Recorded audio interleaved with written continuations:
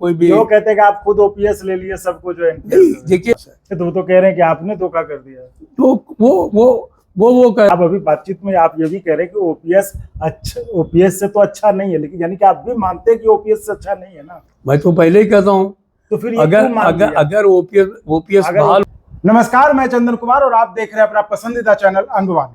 अभी जो देश में ओपीएस का मुद्दा है, ओपीएस का मुद्दा हर जगह चर्चा का विषय बना हुआ है। हम भी अपने चैनल पर आपको अक्सर जो अपडेट आते हैं उनको आपको दिखाते रहते हैं, उनके नेताओं से आपको बात करवाते रहते हैं। जैसे कि ओल्ड पेंशन स्कीम्स के एनएमओपीएस में उनके नेता वो आते हैं, वो अपनी मांग बताते हैं कि ये नहीं। तो इसी में मोदी सरकार ने अभी तुरंत जो एक फैसला लिया है यूपीएस का, उसमें एक बहुत बड़े महत्वपूर्ण किरदार थे शिव गोपाल मिश्रा जी, जो इंडियन रेलवे फेडरेशन के महासचिव हैं। सर, बहुत स्वागत है आपका अंगवानी पर।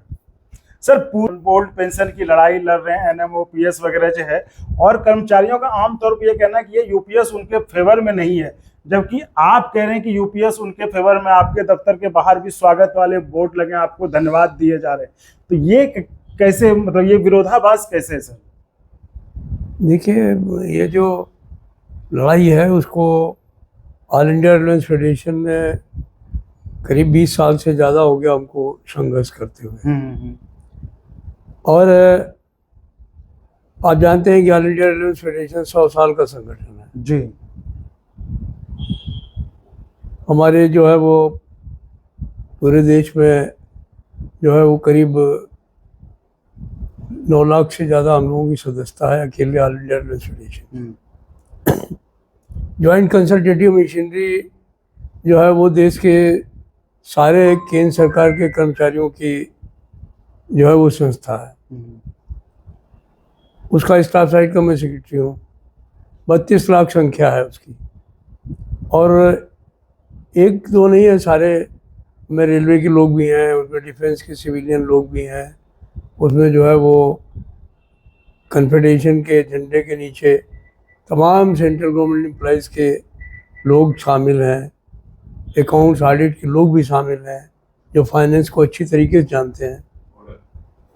तो ये जो एक तरीके से पूरे देश के तमाम ट्रेड यूनियन संगठन जो है वो मिल करके हम लोगों ने एक नेशनल काउंसिल जेसीएम के थ्रू भी इस इशू को काफ़ी लंबे अरसे तक हम लोगों ने लड़ने का काम किया है। फिर हमने एक joint forum for restoration of old pension scheme बनाया। पूरा 23 के वर्ष में हम लोगों ने हर महीने कोई बड़ा कार्यक्रम किया। फाइनली एक रामलीला मैदान में करीब 4 लाख से ज़्यादा लोग इकट्ठा हुए, उनकी रैली भी की, और वो विशुद्ध रूप से कर्मचारियों की रैली थी, किसी राजनीतिक दल की रैली नहीं थी। हमने किसी को मंच पर नहीं आने दिया, लेकिन मिला ना किसी से हमने कोई पैसा लिया इस काम के लिए कि हम आपको जो है ये करवाने जा रहे हैं। तो सवाल इस बात का है कि हमारा उद्देश्य एक ही था कि ओपीएस में सबसे बड़ी बात क्या थी, सैलरी का आधा पैसा जो है वो आपको रिटायरमेंट के समय पेंशन में मिले और उसके ऊपर डीएनएस रिलीफ मिले। अभी जो पेंशन मिल रही थी वो नो पेंशन स्कीम थी, किसी को 800, किसी को 1200, किसी को 1800, किसी को 2000।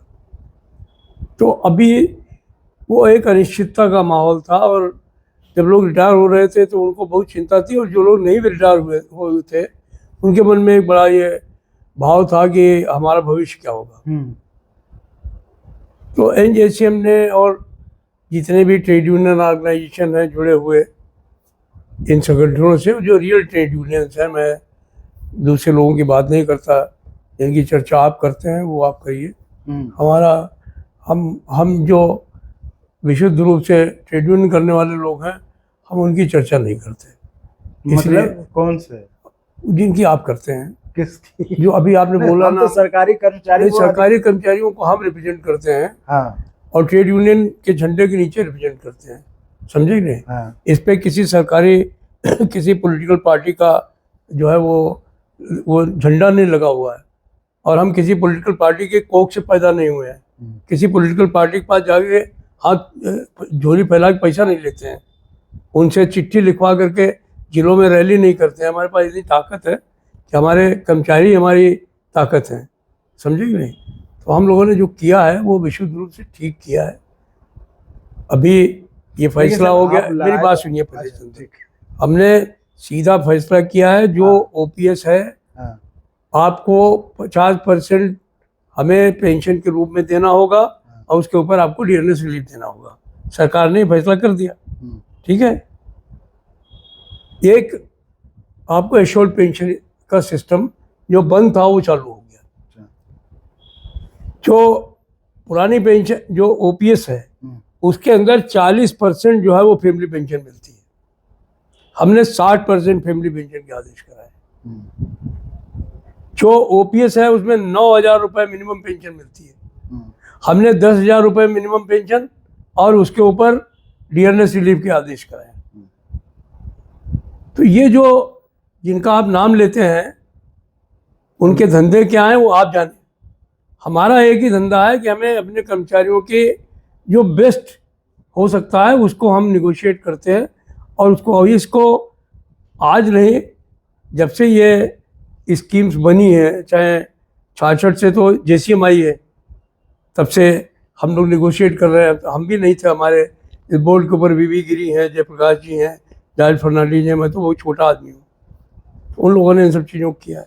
तो ये सब भ्रम फैलाने वाले लोग हैं। दो चीज बताए, लेकिन आप वो बीआरएस वाला नहीं बताया कि बीआरएस में 15 साल तक वेट करना होता। नहीं, वेट करना पड़ेगा।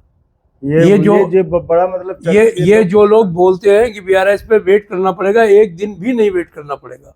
अच्छा, उनको पेंशन जिस दिन वो रिटायरमेंट लेंगे प्रो डेटा बेसिस पर उनकी पेंशन उसी दिन से चालू हो जाएगी। ये जो चीज़ें हैं वो भ्रम फैलाया जा रहा है। हमको किसी ने कहा कि सोमनाथन साहब ने कोई वीडियो भेज दिया कराया, मैंने उनसे खुद बात करी। हमने कहा ऐसा कैसे हो सकता है? अगर कोई आदमी मान लीजिए जिसकी 25 साल की सेवा पूरी नहीं हुई है और वो 24 साल में रिटायर हो जाएगा, बीआरएस नहीं भी लेता है, तो क्या आप उसको 60 साल तक वेट कराएंगे? जी, यही तो वो कह रहे हैं। सुनिए ना मेरी बात, वो क्या कह रहे हैं मैं बता रहा हूँ। वो क्या कह रहे हैं वो आप उनसे पूछिए, ठीक है। लेकिन मैं उसका एक निगोशिएटर हूँ और मेन निगोशिएटर हूँ जी। तो आप हमारी बात सुनिए, इसीलिए मैं आपके पास इसीलिए आप आए, बहुत स्वागत है आपका जी। तो उसको 24 साल में रिटायर होते ही 24/25 जो उसका फार्मूला है उसके हिसाब से प्रो डेटा बेसिस पे पेंशन चालू हो जाएगी। अगर कोई आदमी 20 साल की नौकरी करने के बाद में अपना बीआरएस लेता है तो उसकी 20 साल की नौकरी जोड़ करके जो प्रो डेटा बेसिस पे पेंशन बनेगी वो उसको मिल जाएगी। 25 साल पे रिटायर होगा तो फुल पेंशन मिलेगी, 25 साल से नीचे रिटायर होगा तो उसको प्रो डेटा बेसिस पे पेंशन मिलेगी। वो 35 साल की उम्र पे पेंशन देना चाहते थे, हमने उनसे 25 साल पे ला करके खड़ा कर लिया। और अभी घबराइए नहीं, अभी 2-3 साल में देखिएगा इसको मैं 20 साल करा दूंगा। और ये जो झुंझुना बजा रहे हैं ना, ये ऐसे बजाते रहेंगे।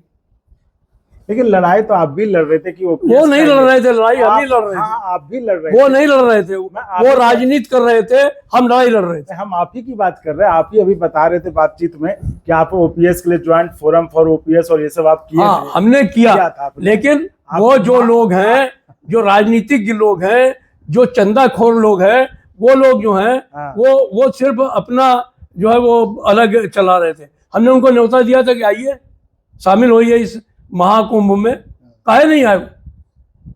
अगर वो आते तो उनको इस बात का अख्तियार होता कि वो हम जो कुछ भी करें उसके ऊपर कोई प्रश्न उठाएं, उनको हक क्या है? तो मतलब आप कहते हैं कि वो ओपीएस बंद किताब है, ओपीएस ने हमारे लिए बेहतर है यूपीएससी। मैं नहीं जानता हूँ कि ओपीएस बंद किताब है या खुली किताब है। तो क्या मैं एक बात जानता हूँ, ओपीएस आज नहीं, हम ये नहीं कहेंगे कि ओपीएस नहीं चाहिए। ओपीएस बहुत अच्छी चीज है। ओपीएस उससे अच्छी सुनिए ना, उससे अच्छी चीज नहीं है, मैं मानता हूँ इस बात को, चूंकि ये कॉन्ट्रीब्यूटरी पेंशन स्कीम है। ओपीएस जो है वो सरकारी खजाने से मिलने वाली पेंशन स्कीम है, दोनों में बहुत फर्क है। लेकिन ओपीएस के अंदर 90% जो अवयव थे प्रेजेंट सर्कमस्टांसेस में सरकार के एक तरीके से निगोशिएट करके उसको हासिल कर लेना, ये नेशनल काउंसिल जेसीएम की बहुत बड़ी सफलता है। और इसमें जो हमारा कर्मचारी है 23 लाख जो इस स्कीम में आता है वो बहुत खुश है। बाकी वो लोग खुश नहीं हैं जिनको कि धंधे बंद हो जाएंगे, चंदा बंद हो जाएगा।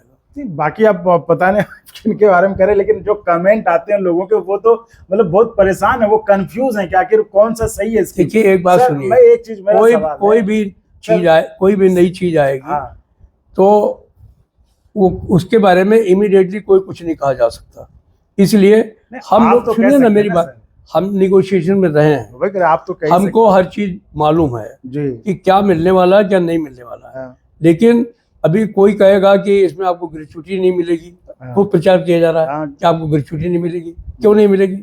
ग्रेच्युटी कर्मचारियों को ग्रेच्युटी एक्ट के अंतर्गत मिलती है। अच्छा सर, तो इसी में आप ग्रेच्युटी बता दीजिए। सर, पहले एनपीएस आई थी तो ग्रेच्युटी बंद कर दी गई थी। तो सर ये बताइए ये UPS हमारे अच्छा ये कैसे हमारे है? नेता है जिन्होंने लड़ करके ग्रेच्युटी लाने का काम किया। तो सर ये मौका है कि हम जो लोग कंफ्यूजन में हैं उनको भी ये पता चल जाएगा कि यूपीएस के क्या क्या फायदे हैं, जो कुछ 5-10 जो भी आपको लग रहा है वो बता दीजिए। मैंने आपको बता दिया हाँ। कि आपको आधी पेंशन मिलने वाली है, हम्म। उसके ऊपर आपको डीएनएस रिलीफ मिलने वाला है। अच्छा। जो आज तक जो है वो आपको पता नहीं था कि हमको पेंशन मिलेगी कि नहीं मिलेगी। 516 रुपये पेंशन मिलते थे। 30,000 रुपये पेंशन पाने वाला, 30,000 रुपये तनख्वाह पाने वाला व्यक्ति 516 रुपये पेंशन लेके घर जा रहा था। आप सोचिए वो कैसे जिंदा रहेगा। तो ये लड़ाई उनके लिए थी, हमने उस लड़ाई में सफलता पाई है। फैमिली पेंशन 40% होती थी ओपीएस में, अब वो 60% हो गई है बढ़ करके। अभी जो 9,000 रुपये मिलती थी और जो 5,000 देने वाले थे ये, उसको बढ़वा करके हम लोगों ने 10,000 कर दिया है। आगे और बढ़वाने का काम करेंगे। अभी जो ये कहते थे कि हम जो 10% आपका कटता है उसमें से आपको कुछ नहीं देंगे, अभी इन्होंने कहा कि नहीं, हम आपको जो है वो एक मुश्त लमसम जो है वो एक अमाउंट देने का काम करेंगे। और अभी इन्होंने 6 महीने पे 1/10 उसको करने का काम किया। अभी 3 साल पे इसको रिव्यू करने का आदेश आएगा, जब आप देखेंगे तो उसमें 3 साल पे इसको रिव्यू करने का आदेश है। यही 1/10 जो है वो आगे बढ़ करके 1/5 हो जाएगा। आगे चल करके कार्पस बढ़ेगा, ये पूरा मिलने का काम हो जाएगा।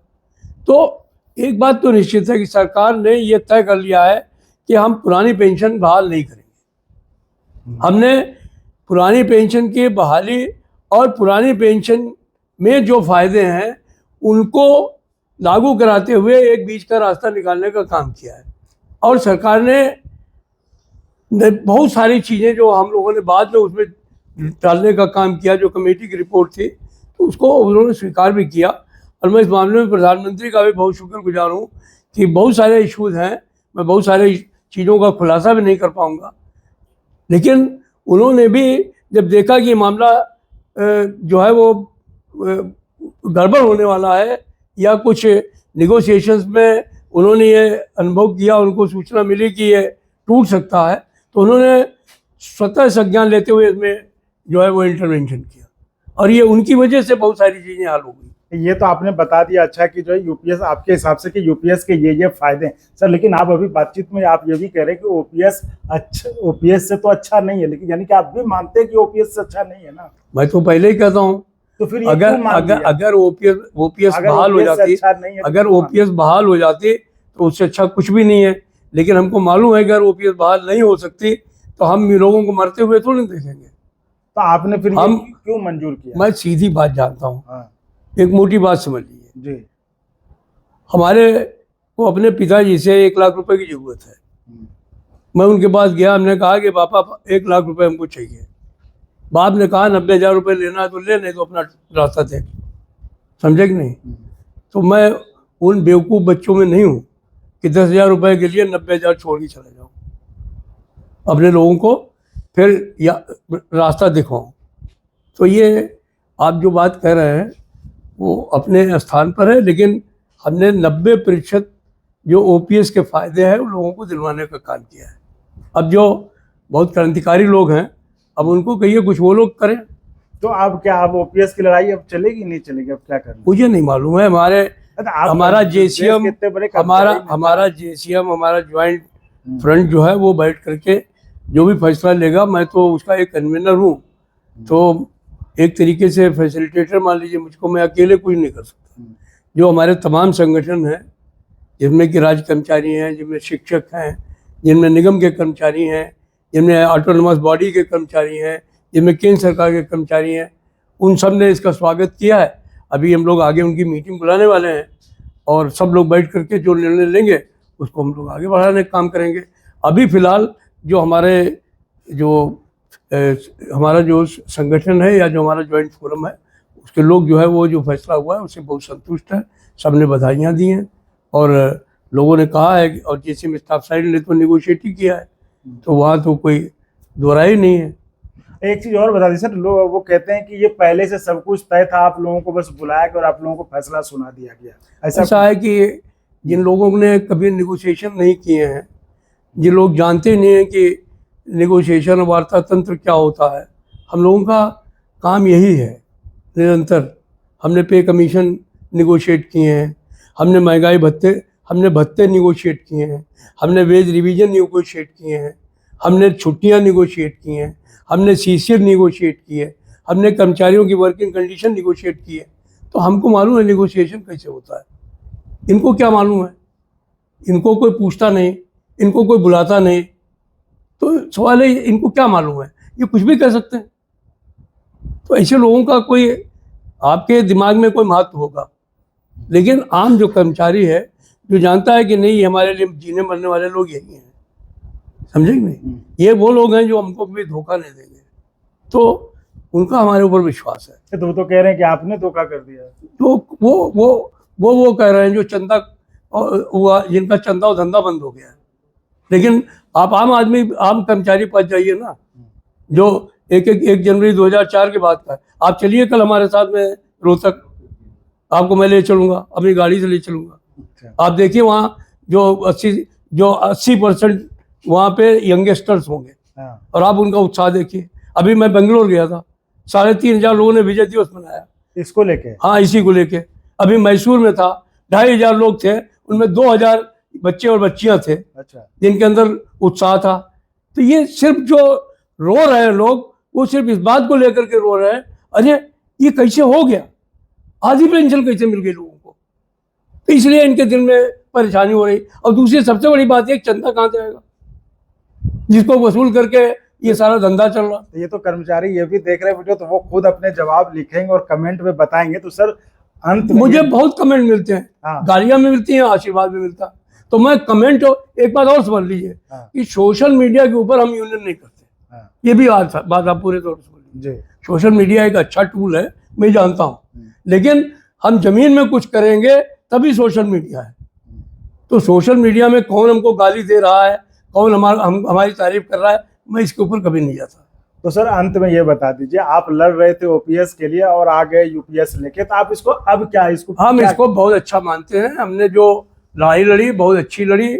हमारी इच्छा बहुत थी कि हम ओपीएस ही लेकर के आवें, लेकिन सरकार से इतने दिन नेगोशिएशन के बाद जब हमको लगा कि ये सरकार ओपीएस को पूरे तौर पर रिटर्न करने वाली नहीं है, और क्यों नहीं रिटर्न करने वाली है, हम वो भी बात समझ गए। अच्छा। उसके लिए अगर हम पूरे तौर पे सरकार को ही दोषी ठहराएं तो बात उचित नहीं है। तो आपके मन में केस है ना एक कि नहीं हो पाया है? नहीं, हमारे मन में इसके बारे में कोई भी, लोग कहते हैं कि आप खुद ओपीएस ले लिए सबको जो एनपीएस। देखिए बात सही है, मैं नेता हूँ इस समय अपने कर्मचारियों का। हाँ। चाहे एनपीएस वाले हैं वो भी हमारे मेंबर हैं। हाँ। मैं हमारे 9 लाख मेंबर्स हैं इस समय, 9,26,000। 9,26,000 का मैं जनरल सेक्रेटरी हूँ। उस 9,26,000 में आज की तारीख में निश्चित तौर पर जो हमारे मेंबर हैं 7.5 लाख वो एनपीएस वाले हैं। लेकिन उन्होंने हमको चुना है ना। ये कौन होते हैं ये कहने वाले कि हम ओपीएस वाले हैं या वो हैं? आवे हमारे खिलाफ चुनाव लड़ लें, अगर इनके अंदर दम है हमको हटा दें। अगर इनके अंदर कोई क्षमता है तो ये एक कैंडिडेट खड़ा करें हमारे खिलाफ। जब हमारे यूनियन के चुनाव होते हैं हमको हटा दें। हमारे तो डेमोक्रेटिक चुनाव होते हैं ना, यहाँ है ना। इनका कुछ नहीं है, इनका कोई डेमोक्रेसी नहीं है, इनका कुछ नहीं है, इनका सिर्फ धंधा और चंदा।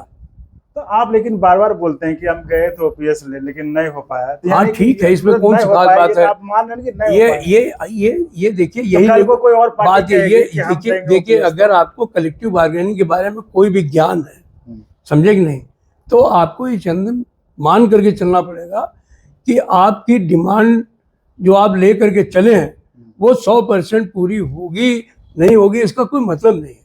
आपका मतलब यह है कि आप अपने जिन लोगों के लिए डिमांड मांग लेकर के चले हैं मानने के लिए, वो उनको संतुष्टि होनी चाहिए। आप जो ले जा कर के उनको दे रहे हैं उससे उनका कोई नुकसान नहीं होना चाहिए। आज ये इस पर कोई ये बात क्यों नहीं कहता कि हाँ ये आधी पेंशन ले आए, निश्चित पेंशन ले आए। जो जो ओपीएस में पेंशन मिलती थी वही पेंशन मिलेगी लोगों को। ये सिर्फ इस बात को लेकर के भरमाने की कोशिश करते हैं कि अब ग्रेचुटी 100% मिलने वाली, कहते नहीं मिलेगी। जो 10% पूरा का पूरा सरकारी खजाने में जाने वाला था, उसमें से भी हम कुछ खींच करके ले आए, उसकी तारीफ नहीं करेंगे। हम 9,000 की जगह 10,000 रुपये मिनिमम पेंशन ले आए, उसकी तारीफ नहीं करेंगे। हम 40% की जगह फैमिली पेंशन 60% ले आए, उसकी तारीफ नहीं करेंगे।